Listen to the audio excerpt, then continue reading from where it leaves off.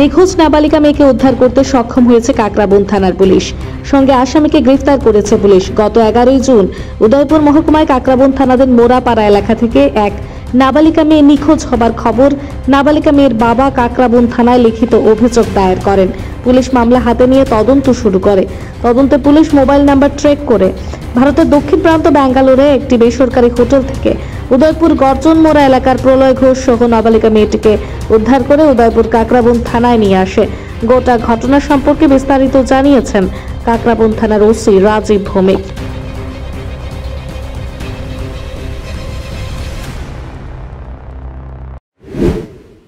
গত 11/6/2024 ইংরেজি তারিখ কাকরাবন থানার অন্তর্গত মুরাপাড়া এলাকা থেকে আমার কাছে একটি কমপ্লেন আসে যে একটি মাইনর মেয়েকে গর্জন মুড়া এলাকার একটি ছেলে, যার নাম প্রলয় ঘোষ, বাবার নাম শ্রী প্রদীপ ঘোষ, সে কিডন্যাপ করে নিয়ে গেছে।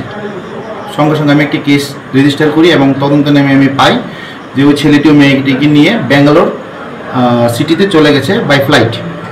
সঙ্গে সঙ্গে আমাদের ঊর্ধ্বতন কর্তৃপক্ষকে আমি জানাই।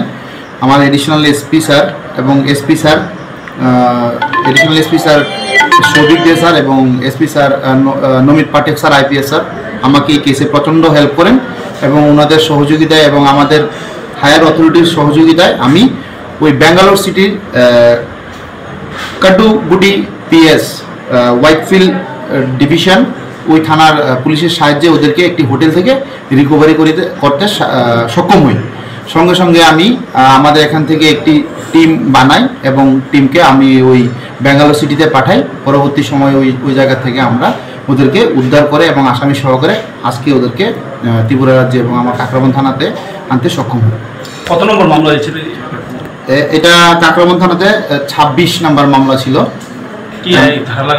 ধারা ছিল 364A। কজনকে গ্রেফতার করা হয়েছে? হ্যাঁ, কজনকে গ্রেফতার করা হয়েছে? একজনকে উনি এফআইআর নেম রেখে মূল অভিযুক্ত ওনাকে গ্রেফতার করা হয়েছে। হ্যাঁ, যে মূল অভিযুক্ত ওকে গ্রেফতার করা হয়েছে।